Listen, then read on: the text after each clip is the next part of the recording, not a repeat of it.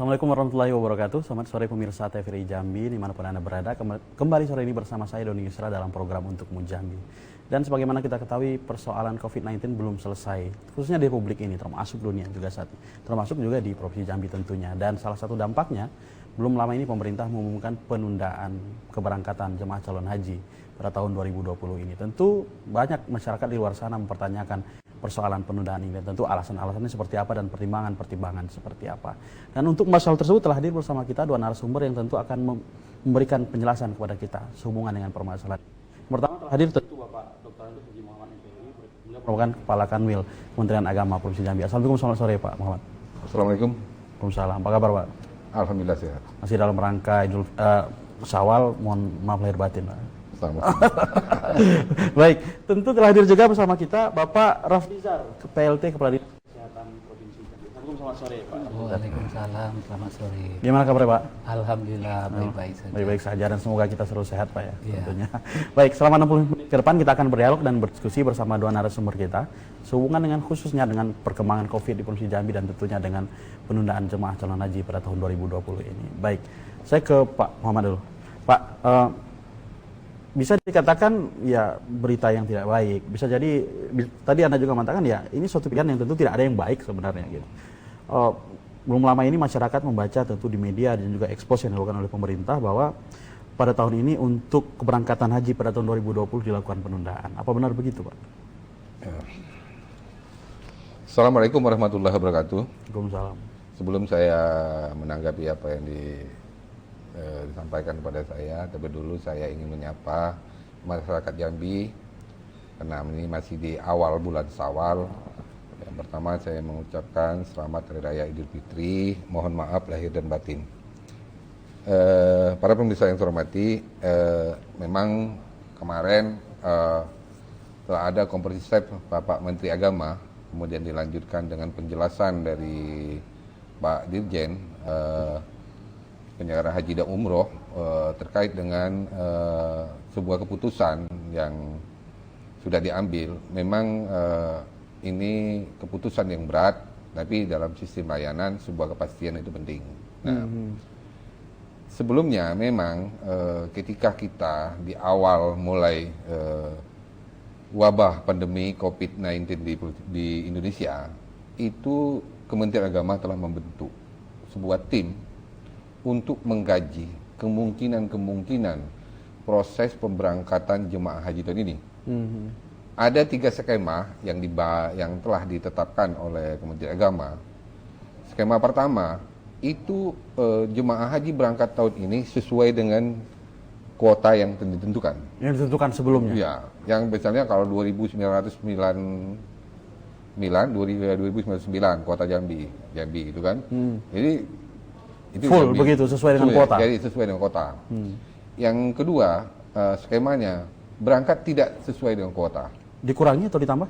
Bisa separuh, bisa berdasarkan umum, bisa kan, semuanya dikaji semuanya. Yang terakhir skemanya pemberangkatan tidak berangkat semua. Semuanya tidak diberangkatkan. Nah, kemarin konferensi pers sudah kita dengar bersama bahwa musim haji tahun 1441 Hijriah ini dibatalkan pemberangkatannya. Nah, tentu ini tidak mudah, keputusan yang tidak mudah. Nah, tadi saya sampaikan, ketika skema ini sudah dikaji secara mendalam oleh tim dari berbagai pihak terkait, sehingga kemarin diputuskan tidak berangkat. Ada satu hal sekali yang perlu kita paham bersama, bahwa agama kita mengajarkan, yang pertama, kita mengutamakan keselamatan jiwa. Diutamakan terlebih dahulu. Itu semua. Misalnya, kenapa kita tidak sholat Jumat kena badai? Tentu kita takut sakit. Ya itu kan. Agama kita mengajarkan kita mengutamakan kesehatan dulu, keselamatan kita. Nah, proses pemberangkatan ini yang diutamakan keselamatan jemaah. Kemudian bagaimana keselamatan jemaah untuk melakukan ibadah di Arab Saudi, ya kan, di perjalanan. Di perjalanan juga. Mulai dari pemberangkatan sampai ke Arab Saudi dan pemulangan itu kan dikaji mendalam semua sisi-sisi yang kira-kira menjadi persoalan nanti kalau kita diberangkatkan. Nah, itu makanya itu menjadi dasar. Nah, hal lain ada juga yang pertanyakan, kok cepat amat Kementerian Agama Memutuskan menunda. Belum ada informasi dari Arab Saudi juga belum Nah, seperti apa? memang Arab Saudi memang belum sampai hari ini belum membuka akses pemberangkatan haji. Iya. Dan itu menjadi pertanyaan masyarakat, Pak. Tapi kita yakin, Pak, Kementerian Agama itu punya duta besar yang ada di Arab Saudi Iya. dan punya kantor perwakilan. Artinya punya informasi dari sana. Siap saat berkoordinasi kemungkinan. Tapi kalau kita lihat jadwal pemberangkatan haji, kita tarik mundur. Kemarin tanggal 2, pemberangkatan haji itu tanggal 26. Iya. Apakah kita memungkinkan untuk melakukan persiapan pemberangkatan? Artinya cuma 24 hari. 24 hari untuk pemberangkatan. Kalau seandainya kan 26 ini kan semua, Pak. Secara nasional itu gelombang pertama berangkat. Iya. Jambi memang syukur-syukur dulu kan gelombang kedua.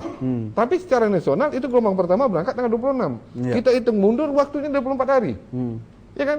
Belum 24 persiapan dan sebagainya. Kalau persiapan dokumen saya kira kami tidak ada persoalan, Pak.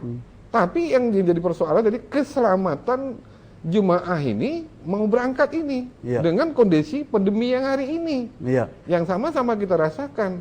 Dan seperti apa pandeminya coba kita tanya Pak Raflizar aja. Iya. Sebenarnya hari ini seperti apa Pak Raflizar sebenarnya perkembangan Covid mungkin ya Provinsi Jambi lah khususnya Pak. Apakah memang ya tadi kan yang diragukan ini Covid Pak. Iya. Covid-19 dampaknya di sini di perjalanan dan di sana juga. Nah, sebenarnya kondisi Covid hari ini seperti apa Pak di Jambi khususnya? Terima kasih. Assalamualaikum warahmatullahi wabarakatuh. Waalaikumsalam. Sebelumnya saya juga ingin menyapa masyarakat Jambi. Minal aidin wal faizin, mohon maaf lahir batin, dengan moto jaga diri, jaga orang lain, pakai masker, Iya. jaga jarak. Mudah-mudahan kita terhindar dari COVID-19. Ya, tentunya. Terkait dengan pandemi COVID-19 yang kita rasakan saat ini, terutama dunia, Indonesia, Jambi. Jambi kita mulai COVID-19 ada kasus satu dari memang pasiennya dari Wuhan kemarin. Heboh. Yang pertama heboh. Pertama heboh. Ternyata setelah diperiksa Negatif, kalau saya tidak salah, negatif, ya. Alhamdulillah. Kemudian ada kasus yang kedua dari Tebo. Positif. Alhamdulillah sembuh. Sudah sembuh. Mudah-mudahan ke depan seluruh pasien COVID-19 di Provinsi Jambi semuanya sembuh. Kalau tidak salah sedang diajukan uji swab kembali sepertinya Pak. Iya, jadi sekarang sudah 15 pasien dinyatakan sembuh di Provinsi Jambi. Oh, 15 Pak ya? Ya, kita sekarang sudah di angka 97 yang terkonfirmasi positif. Dan 15 sembuh. 15 sembuh. Alhamdulillah artinya banyak yang sembuh dan 0 kematian. Itu Dan yang 0 kematian. catatan kita Provinsi Dan Jambi. kalau tidak salah beberapa hari lalu juga tidak ada penambahan. Alhamdulillah lebih 7 hari kita grafiknya melandai. Tidak ada tambahan kasus.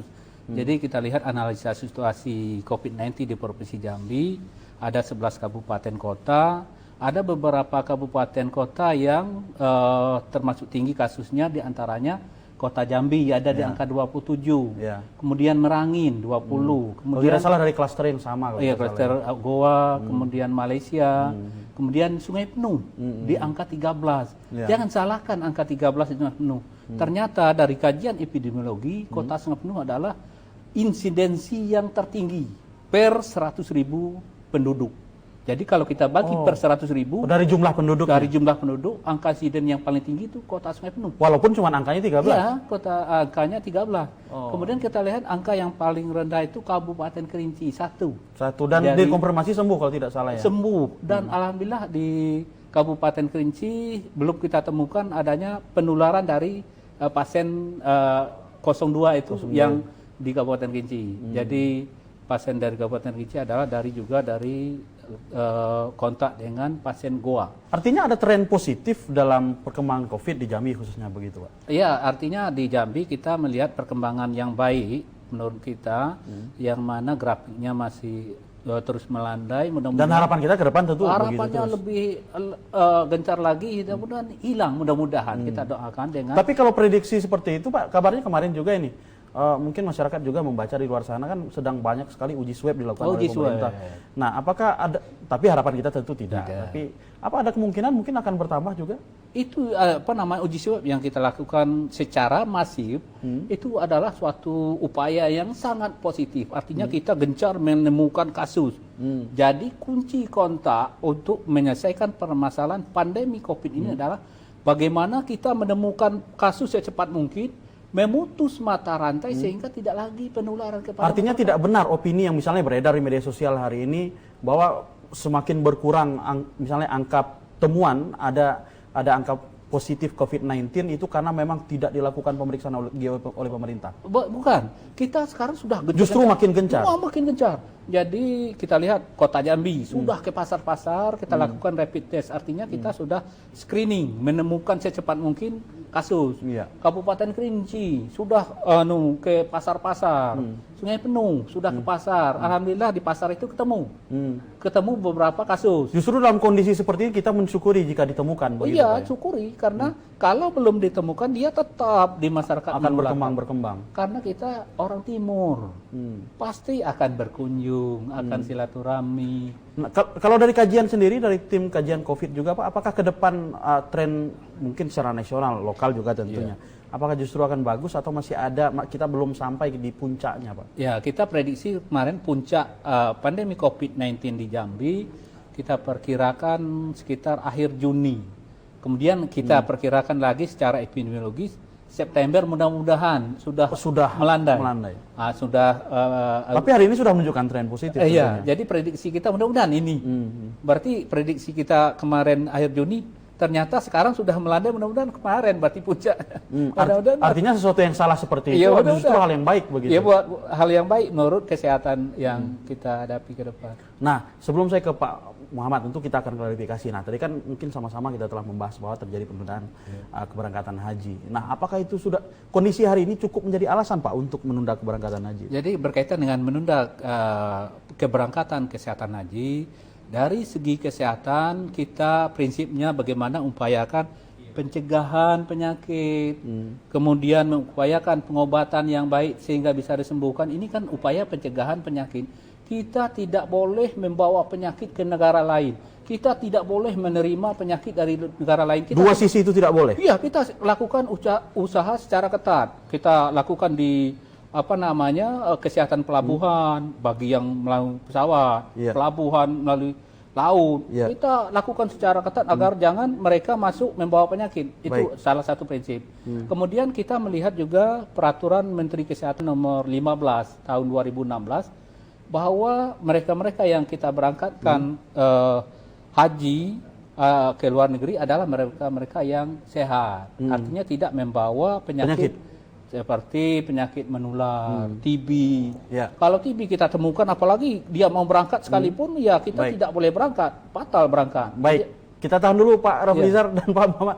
Pemirsa jangan kemana-mana karena kami akan kembali setelah pesan-pesan berikut ini.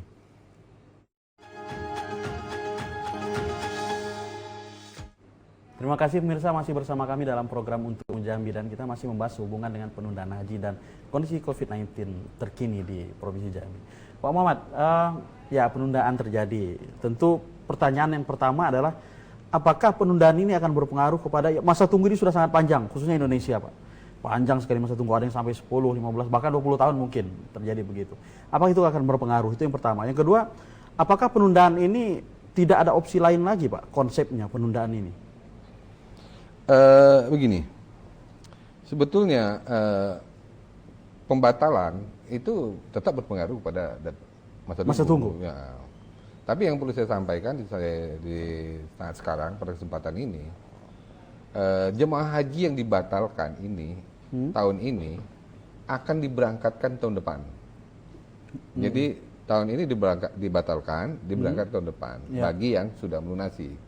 Jadi semua warga negara Indonesia, apakah itu yang memiliki kuota ataupun yang memiliki visa. Visa ini kadang-kadang ada undangan, ini semua haji khusus segala macam. Haji khusus. Nah, ini dibatalkan semua. Jadi tahun ini tidak ada warga negara Indonesia yang berangkat haji. Kalau seandainya Arab Saudi membuka akses itu. Tapi itu pun dengan opsi jika Arab Saudi membuka. Membuka. Jadi tidak ada. Nah, Jadi pembatalan kita undurkan tahun depan semua. Nah, yang dibatalkan tahun ini kecuali petugas haji daerah. Jadi TPHD daerah yang kita usulkan atau sudah SK-kan oleh Pak Menteri tahun depan, sekarang kita batalkan. Kita batalkan keberangkatannya, tahun depan diusulkan kembali. Bisa jadi dengan nama yang sama? Tergantung dari proses dari daerah. Nah, pembatalan ini kita pindahkan ke tahun depan. Diundur tahun depan. Nah, banyak pertanyaan berkaitan dengan dana haji, uang. Tentu itu juga hari ini. Uang itu kan. Yang sudah distorkan lah. Ada yang mengatakan dipinjam negara lah, macam-macam, Pak. Sebelum saya sampai ke masalah dana BPKH dengan dana APBN negara ini, saya sampaikan kepada jemaah bahwa biaya haji yang terdiri dari setoran awal dengan pelunasan. Tahun ini kalau tidak salah, haji ini biaya pelunasan haji ini biaya BPIH-nya itu 33 juta. 25 juta setoran awal, 8 juta pelunasan. Nah, ini kita kasih opsi. Jemaah kita kasih opsi. Mau menyimpan, akan disimpan. Yang tambahan tadi? Iya, yang 8 juta itu mau menyimpan, akan disimpan di rekening khusus BPKH. Ya. Nah, jadi Badan Pengelola Keuangan Haji. Ini badan independen, ya kan? Kalau yang mau narik, silakan. Juga boleh? Boleh. Dia ada opsi. Opsi.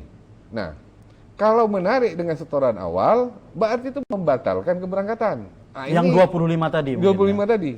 Kalau dia narik, berarti dia membatalkan. Itu kan membatalkan. Artinya menghapus kuotanya juga, kursinya juga. Jadi tidak akan berangkat lagi, harus mengulang lagi dari awal. Mengulang lagi. Nah, itu. Jadi pelunasan ini sekalipun juga bisa dilakukan. Ya, nah, dana yang tadi pelunasan yang saya sampaikan sekitar 8 juta itu akan ditampung di rekening khusus BPKH bagi jemaah yang tidak menarik. Ya. Nah, hasil pengelolaannya akan kita kembalikan kepada jemaah. Jadi jemaah yang akan menikmati hasilnya itu. Artinya tidak benar ada, ya bisa kita katakan berita miring lah Pak. Berita miring yang mengatakan bahwa ya ini dipakailah untuk biaya penanganan COVID dan akhirnya biaya tidak ada sehingga berimplikasi kepada penundaan haji. Dana haji ini ada badan independen yang mengelolanya. Namanya Badan Pengelola Keuangan Haji. Ya. Jadi ini badan independen, Pak. Terpisah dengan APBN. Artinya tidak berpengaruh? Tidak. Tidak ada pengaruh antara dana BPKH dengan negara, tidak. Negara dalam undang-undang telah menyatakan ada. Kalau negara mau pakai ini ada aturannya, tidak sembarangan. Jadi dana BPKH ini ada untuk investasi. Jadi ini uang jemaah yang tidak bisa dikelola begitu saja. Ada badan namanya BPKH. Nah, dana simpanan tadi yang 8 juta itu dikelola oleh BPKH. Artinya tidak akan berpengaruh kepada jamaah haji yang akan berangkat tentunya. Tidak. Kalau uang haji ini kan sudah dimanfaatkan tahun ini. Semuanya kan sudah dimanfaatkan. Duit untuk haji tahun ini kan sudah dimanfaatkan. Mulai proses pelelangan. Semua proses awal dari keberangkatan ini, dana haji ini kan sudah dipakai nih. Nah, ini kan akan dipertanggungjawabkan untuk penyelenggaraan haji tahun depan. Nah, baik seperti apa nanti, tapi ada yang menarik juga itu Pak nanti. Apakah ini kan sudah dilakukan proses pelelangan dan sebagainya. Apakah nanti akan terjadi pembatalan juga terhadap program kerja yang sudah berjalan, tapi nanti saya mau ke Pak Raflizar dulu. Pak Raflizar, hari ini ya pemerintah kembali juga menggaungkan yang namanya new normal, Pak. Artinya ya bisa kita katakan ya ini harus negara ini harus tetap berjalan, ekonomi harus tetap tumbuh, pelayanan publik harus tetap berjalan, termasuk juga haji tentunya.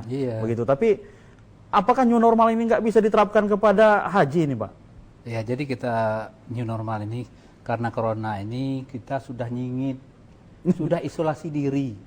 Ternyata keluar masih juga ada corona. Artinya kalau kita tetap mengisolasi diri, kita perlu makan, perlu ekonomi. Iya, apalagi artinya perlu kita melakukan upaya-upaya usaha lagi dengan catatan tetap disiplin untuk melaksanakan protokol kesehatan agar jangan sampai penularan. Berkaitan dengan haji ini, kita terapkan new normal dengan protokol kesehatan untuk melaksanakan kegiatan.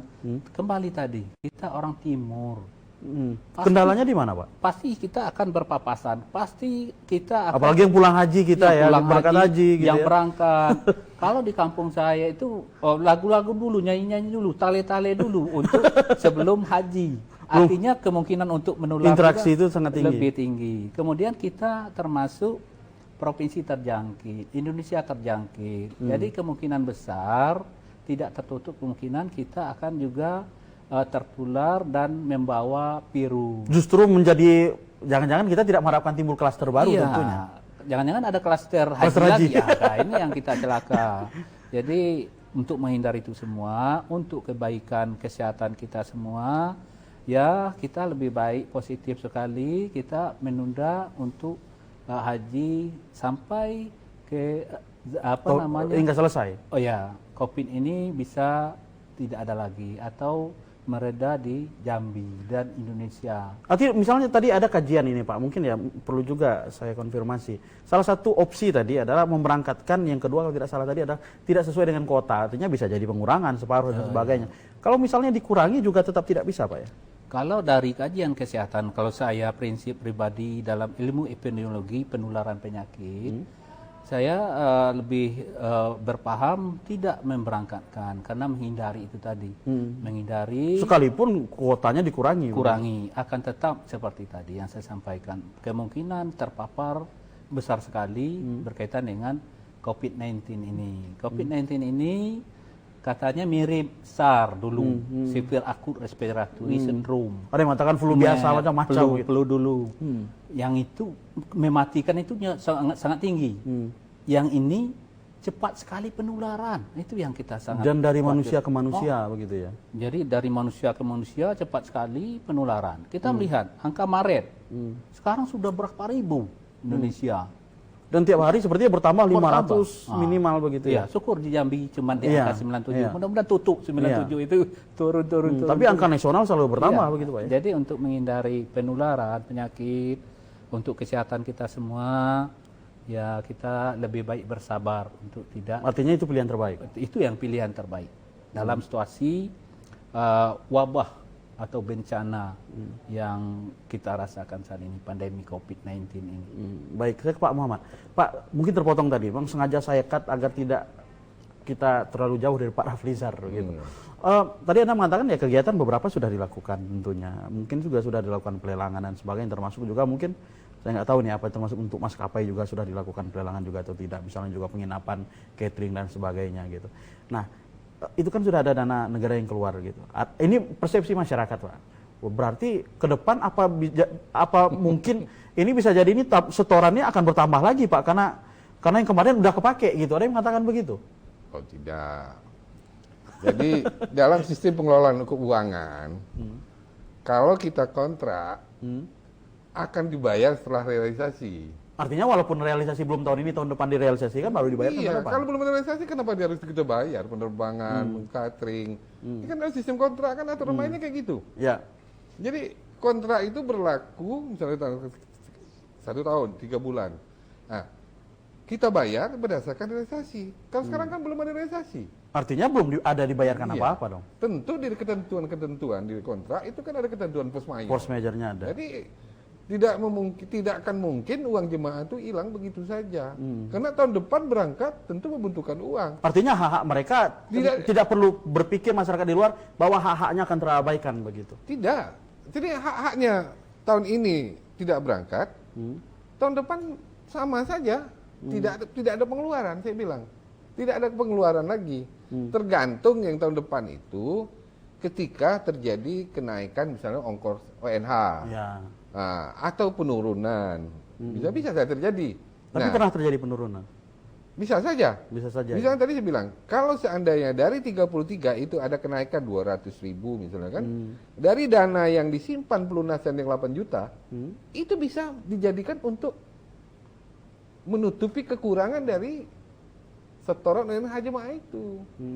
Itu kalau dia nyimpan tadi, itulah namanya manfaat dari pengelolaan. Nah, itu. Jadi bagi hasil dari manfaat itu ya. Jadi saya kira gini, jemaah saya himbau semuanya jangan mengambil informasi kepada orang yang tidak jelas. Ya. Jadi kalau butuh misalnya penjelasan-penjelasan, silahkan telepon saya, kepala bidang, kepala Kemenak. Artinya terbuka. Terbuka. Jadi kita siap saat. Saya kemarin sudah sampaikan dengan kawan-kawan di Kemenak, kita tidak boleh semua orang ngomong masalah ini. Memang ada yang seperti saya di telepon, saya jelasin. Kapan saja, siapa saja yang bertanya tentu saya jawab. Iya. Karena kita ya pelayan masyarakat. Artinya kita tidak ingin bola ini liar. Gitu ya. tentunya. Apalagi pembatalan ini berdasarkan regulasi yang ada. Dan tentu dengan pertimbangan-pertimbangan juga, Iya. kajian-kajian. Jadi kita bicara berdasarkan regulasi. Baik. Tidak mau ngomong Berdasarkan asumsi tentunya. asumsi orang. Jadi inilah yang penting bagi kita sekarang. Saya himbau masyarakat jangan mendengar omongan yang orang yang tidak jelas. Baik. Kalau perlu penjelasan dengan saya, silakan telepon saya kapan saja sepanjang saya belum tidur gitu kan. Silakan. Baik. Ya. Baik, kita tahan dulu Pak Muhammad dan Pak Raflizar. Pemirsa jangan kemana-mana karena kami akan kembali setelah pesan-pesan berikut ini.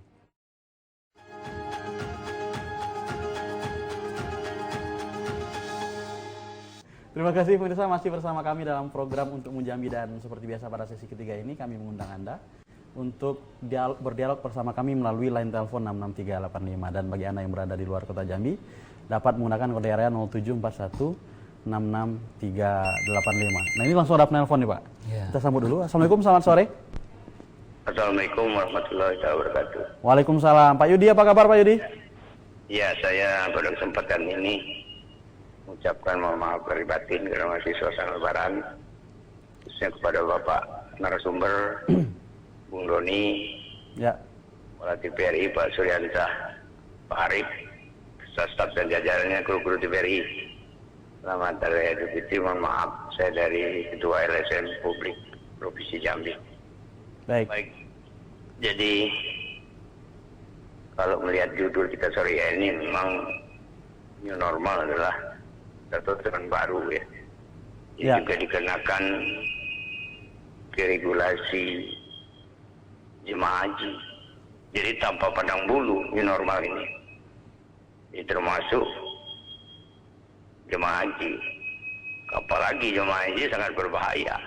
Jadi makanya kita mendukung dan sepakat bahwa pemerintah mengeluarkan regulasinya tidak diberangkatkan.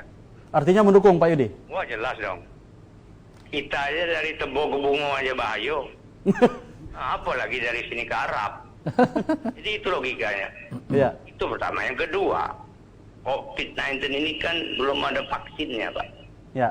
Jadi tolong Pak Muhammad jangan mendebak-debak. Artinya belum tahu haji depan dari mau apa. Tahun depan juga belum tahu Nah, mau jangan apa. boleh tebak-tebak. Makanya calon jemaah haji ini tidak boleh menebak-nebak, termasuk Pak Muhammad juga. Jadi tahun depan nanti belum tentu COVID ini masih ada atau enggak. Walaupun harapan kita habis ya Pak Yudi ya. Makanya jadi semuanya berubah semua. Bayangkan nanti kalau new normal ini memang masih sampai tahun depan, COVID ini masih ada, apalagi zona merah. Ini kan naik pesawat harus dibatasi.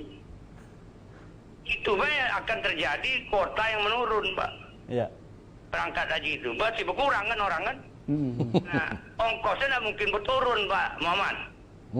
Itu baru satu contoh. Makanya schedule ulang itu perlu lagi. Jadi jangan disampaikan yang macam-macam dengan masyarakat yang mau berangkat ini. Tidak jadi. Baik. Sudah jadi, dianya tidak jelas pula pemerintah ini memberikan penjelasan. Baik. Nah, jadi bagaimana? Jadi maksud saya tolong dijelaskanlah. Saya juga tidak tahu yang akan datang itu. Dan itu lebih baik itu daripada kita sok tahu. Ya Baik. kan, sebab COVID ini belum ditemukan. Entah kapan, apa mau 5 tahun atau 10 tahun lagi naik haji itu belum tahu. Sampai hari ini belum ada Baik. ditemukan vaksinnya. Jadi naik haji ini belum tentu. Belum tentu. Bisa saya katakan. Karena ini kehendak Tuhan. Baik. Bukan kehendak manusia. Secara kesehatan memang betul COVID ini ganas. Ya. Sudah diteliti. Baik. Secara agama itu Baik. kalau kita pandang ini kehendak Tuhan. Jadi bisa kita melawan Tuhan tahun depan kita naik haji. Baik, Tidak baik bisa, Pak Yudi. karena Terima kasih. vaksinnya belum ditemukan, Tuhan belum mau mengasih vaksinnya. Baik, Itu terima saja. kasih. Obat lain banyak Tuhan berikan Baik. penelitiannya. Tapi vaksin ini, COVID ini Tuhan belum mau. Baik. Manusia banyak bersalah. Baik, terima kasih. Terima kasih, saya itu saja. Tolong Pak Muhammad luruskan persoalan ini, jangan mengada-ada. Terima kasih, wabillahi taufiq. Wassalamualaikum warahmatullahi wabarakatuh. Waalaikumsalam warahmatullahi wabarakatuh. Sebelum Pak Muhammad, saya ke Pak Rafizar dulu nih. Pak Rafizar. Ya, new normal Pak hari ini. Tadi juga sebelum acara kita juga sempat berbincang tentang new normal ini. Nah, konsep ini apakah memang ideal untuk menyelesaikan COVID ini, atau memang sebagai, ya artinya sebagai pilihan daripada tidak ada pilihan begitu Pak? Apakah seperti itu Pak? Atau juga mungkin sekaligus tadi kan ada ya mungkin kajian secara akademik saya pikir sah-sah saja. Apakah memang ada kemungkinan bahwa tahun depan COVID itu masih mewabah begitu Pak? Jadi kita lihat konsep new normal ini, kalau kesehatan menyatakan bagaimana kita melakukan upaya pencegahan penularan, menemukan kasus, mencegah penularan, itu adalah kunci utama untuk menyelesaikan kasus ini. Ya. Jadi konsep new normal ini mungkin konsep ekonomi dan sosial. Terhadap ekonomi dan sosial. Ekonomi dan sosial. Jadi saya sampaikan tadi, kita sudah nyingit dari corona ini. Berbulan-bulan. Sudah isolasi, keluar masih ada. Tapi kita tidak bisa isolasi terus, karena kita perlu ekonomi dan perlu makan. Iya. Jadi diberlakukan wacana pemikiran new normal, hidup normal dalam mengupayakan perbaikan pertahanan ekonomi dan sosial. Targetnya tetap ekonomi. Ekonomi dan sosial. Di bidang kesehatan untuk mengimbangi itu tentunya kita perlu mempersiapkan diri. Bagaimana fasilitas kesehatan di Provinsi Jambi. Kita punya 206 puskesmas. Bagaimana kita mengupayakan mereka untuk mendeteksi kasus, menyiapkan diri desa siaga COVID, termasuk juga sarana dan prasarana mereka, kemudian APD mereka, kemudian rumah sakit, kita punya rumah sakit 40 rumah sakit, bagaimana menyiapkan rumah sakit kalau seandainya kasus dapat ditangani dengan baik. Jika semua itu bisa diselesaikan bahkan sampai ke tingkat desa, artinya ini bisa ditangani. Iya, bisa ditangani. Jadi kita bersyukur tadi corona ini menularnya manusia dengan manusia. Kalau sempat virus corona ini kayak seperti virus cabai melalui angin, kawan. Artinya kita punya upaya yang diberikan oleh Tuhan untuk mencegah dengan jarak seperti ini 1 meter. Ya, kan sudah berjarak. Ya, gitu, kemudian disiplin masker, kemudian tidak berkumpul. Nah, kalau tadi prediksi bahwa tahun depan tetap masih ada COVID gitu, kalau secara mungkin kajian epidemiologi hari ini? Kalau kajian epidemiologi kemungkinan untuk hilang sama sekali mungkin agak mungkin memerlukan waktu sama sekali di dunia yang begitu panjang. ya. Tapi kita optimis kalau kita disiplin untuk melakukan pencegahan untuk mengurangi COVID-19 ini di masyarakat, insya Allah kita bisa. Kalau kita disiplin tadi. Kalau diprediksi secara nasional lah minimal ini akan bisa kita katakan mungkin habis ya. Tadi saya menangkap sulit lah untuk habis 0 begitu. Tapi kalau bisa dikatakan ya berkurang signifikan itu di bulan-bulan berapa Pak? Kita prediksi melalui kajian epidemiologi di Provinsi Jambi, kita prediksi puncaknya kemarin Juni. Juni tadi ya. Akhir Juni, kemudian grafiknya akan melandai terus. Mudah-mudahan bisa berakhir sekitar bulan September. Ya, itu di Provinsi Jambi. Baik, saya ke Pak Muhammad nih yang paling banyak atensi dari Pak Yudi nih. Jangan menebak-nebak katanya Pak. Tahun depan juga belum tentu ini. Gimana Pak? Makasih Mas Yudi. Jadi memang dalam konsep pelayanan publik kita harus memberikan sebuah kepastian. Ya. Dan juga optimisme tentunya. Iya. Kita sekarang sudah memberi kepastian bahwa tahun ini kita tidak berangkat dan diberangkatkan di musim haji yang datang. Ya. Itu tentu kita sudah memberikan kepastian. Iya enggak? Tahun ini nggak berangkat? Nggak berangkat tahun depan. Ya. Kalau tahun depan masih ada wabah, dikaji lagi? Kaji lagi. Kalau wabah tidak ada, berarti berangkat. Nah, ini kan kepastian. Jadi kepastian itu yang kita sampaikan. Jangan kita memberikan misalnya batal, kapan berangkat? Ya. Kan jadi sebuah pertanyaan. Yang namanya mungkin dengan jawaban ya kita lihat kondisi dulu begitu. Oh, tidak bisa. Itu bukan layanan. Layanan itu sebuah kepastian. Kepastian memberikan ketika pada saat itu terjadi sesuatu, tentu akan terjadi perubahan. Itulah namanya sebuah kepastian. Jadi dalam konsep layanan publik itu kita memberikan sebuah kepastian. Hari ini kita tidak berangkat, besok pagi kita berangkat. Tahu besok ada sesuatu lagi. Tentu kita kaji lagi. Nah, itulah namanya sistem layanan. Jadi bagi saya, kita optimis, saya bersyukur dengan Mas Yudi juga sepakat jemaah haji tidak berangkat. Tapi kan saya optimis kok. Kadang-kadang memang COVID itu di Jambi ya tidak begitu ya dibanding daerah lain, tapi naik. Tapi kan tentu sudah dikaji oleh berbagai pihak. Bahkan saya mendengar ada yang mengatakan di awal Januari kita sudah mulai bisa ke dalam keadaan seperti biasa sebelum ini. Jadi kita harus optimis. Dalam hidup ini kan harus optimis. Karena ini kalau kita tidak optimis, ya susah nanti kita ini. Kan optimis. Saya yakin dengan apalagi sekarang dengan sistem kerja kita yang sudah mau ngikutin new normal, social distancing dan segala macam. Mudah-mudahan kan ini berdampak positif terhadap penyebaran virus corona itu. Nah, jadi saya kira itu tidak ada persoalan. Jadi di dalam artinya bukan menebak-nebak juga dong, Pak? Bukan. Itu ada kajian. Tentu ketika semua ini kan ketika pembatalan di situ kan ada tim. Iya. Tidak mungkin dan itu bukan dari Kementerian Agama saja. Bukan. Itu ada tim gugusnya, ada dari kesehatan, dan semua pihak-pihak terkait ikut membahas. Jadi sebelum proses pembatalan, yang saya bilang tadi, skema pemberangkatan dikaji semua. Bukan oleh Kemenak sendiri? Iya. Setelah mendapatkan informasi, kesimpulan baru kita batalkan. Gitu. Jadi tidak menebak sendiri. Pak, ya kalau nebak sendiri susah. Saya dengan ini kan ini. Saya ini hampir setiap tahun dengan kesehatan. Ya, misalnya penyakit penularan TBC. Ya. Tahun kemarin ada yang sudah store di tahap keempat, Pak Abdul Somad ya, tahap keempat. Ketika ketahuan dia dari menular, gagal berangkat. Tidak bisa memang. Sekalipun dia sudah dipastikan berangkat. Iya. Jadi itulah di asrama haji itu kan ada namanya dokter KKP. Layak terbang jemaah itu ditentukan oleh beliau. Kedokteran dari KKP? Iya, KKP itu luar biasa kita setiap tahun. Jadi kalau saya kan udah biasa nggak ada seperti itu kan. Baik, Pak Raflizar. Pak, ya new normal dan masyarakat akhirnya memahami ya kita tetap harus optimis. Saya sepakat tadi kita optimis ya. Sekalipun ya wabah ini bahaya sebenarnya.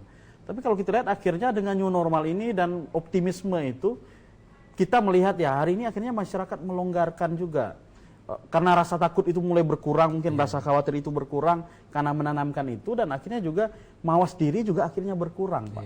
Apakah memang sampai hari ini pemerintah belum menemukan ataupun jangan-jangan belum melakukan pola edukasi yang baik dalam hal ini, Pak?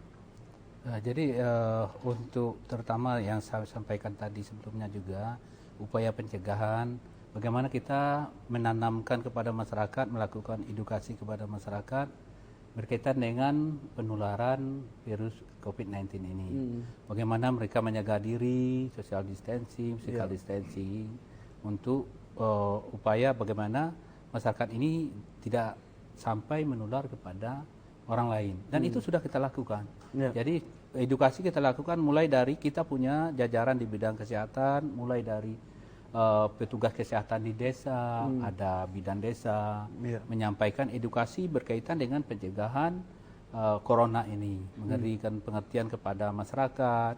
Kemudian level di atasnya lagi ada puskesmas yang kecil, puskesmas pembantu, puskesmas induk. Itu secara infrastruktur sudah siap belum, Pak? Hari ini, untuk di Jambi lah minimal. Untuk di Jambi kita punya tadi yang saya sampaikan 206 puskesmas itu sudah kita berdayakan semua, dan perlu kita benahi, terutama ada beberapa puskesmas yang perlu kita dukung dengan sumber daya tenaga. Sumber SDM-nya berkurang atau memang ada distribusinya, ada beberapa tempat yang kekurangan SDM tertentu, sehingga masih dibutuhkan lagi distribusi yang merata terhadap tenaga kesehatan. Jadi edukasi terhadap masyarakat berkaitan dengan pencegahan corona ini kita sudah lakukan mulai dari jajaran terbawah sampai kabupaten kota dan provinsi Jambi sendiri.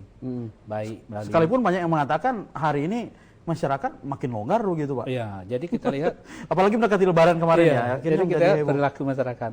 Ada yang paranoid sekali, ketakutan sekali. Lihat memegang gelas pun takut. Gelas dia harus cuci ini, takut, terus cuci tangan lagi, kayak orang gila dibuat. Apakah memang harus begitu justru sebenarnya? Corona kan, iya. Kita kan emang waspada itu perlu. Bagaimana upayanya supaya jangan ada kontaminasi virus corona itu. Ada yang masyarakat yang tidak pernah ketemu karena penyakit ini kan tidak menakutkan kalau ketemu. Kan biasa saja. Bukan kayak tidak misalnya benjol-benjol iya. misalnya. Jadi orang tidak ada takut. Jadi orang yang tidak pernah tahu, tidak pernah melihat, tidak pernah lihat medsos ada Bagaimana orang penderita meninggal corona. takut dikuburkan, orang yang sudah COVID tidak bisa ketemu lagi. Kalau yang orang yang tidak memahami itu memang biasa saja. Mungkin Salaman hari-hari masih salaman juga. biasa saja, jadi dia tidak takut. Jadi masyarakat awam. Nah, justru sebenarnya apa yang harus kita tanamkan? Ada yang mengatakan justru imun menjadi baik dengan menghilangkan rasa takut itu, Pak. Jadi untuk ya. Ada yang mengatakan begitu ya? Iya, tapi itu mungkin kita perlu meluruskan bagaimana ya sebaik mungkin tidak terpapar dengan corona dengan pencegahan perilaku kesehatan protokol COVID ini dengan baik.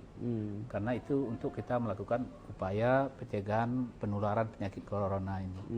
Jadi bagaimana masyarakat melindungi diri tadi ya saya sampaikan awal. Lindungi diri, lindungi orang lain, pakai masker, jaga jarak, cuci tangan. Ya. Itu adalah suatu upaya yang efektif, sederhana, murah. Dan bisa dilakukan oleh Bisa siapapun. kita lakukan bersama oleh masyarakat. Jika itu masif tentu COVID ini akan selesai di tangan kita Hilang. bersama.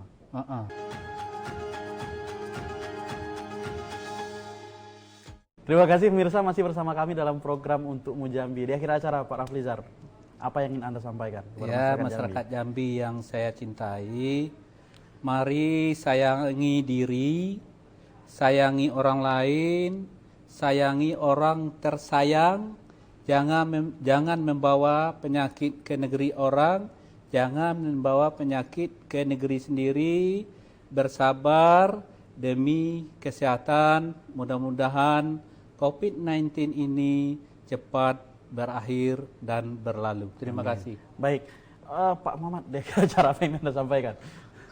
Saya ya pada saat ini menyampaikan kepada jemaah haji yang gagal berangkat tahun ini, yang salah akan kita berangkatkan di tahun depan. Dan tentu harus optimis dong, Pak. Ya, saya mohon kita tetap tenang, kita bersabar, percayakanlah kepada pemerintah. Insya Allah niat Bapak akan sampai. Amin. Kalau ada hal-hal yang berkait dengan proses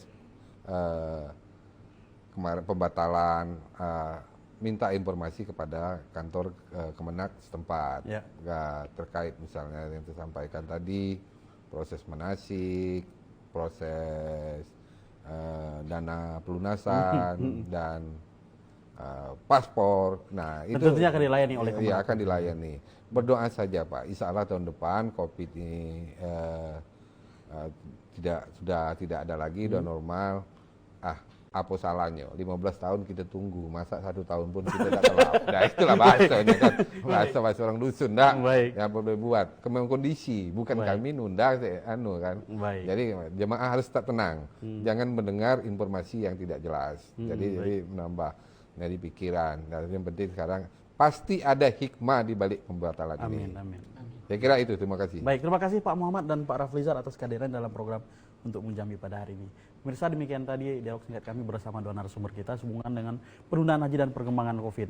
Pada intinya adalah tentu semua kita harus bersabar, semua harus kita ambil hikmah tentunya, dan termasuk juga bagi jemaah haji yang ditunda keberangkatannya, dan semoga tahun depan dilancarkan semuanya. Saya Doni Yusra undur diri, kita jumpa lagi dalam Untuk Jambi minggu depan. Assalamualaikum warahmatullahi wabarakatuh. Oke. Nah, ini tegak nih.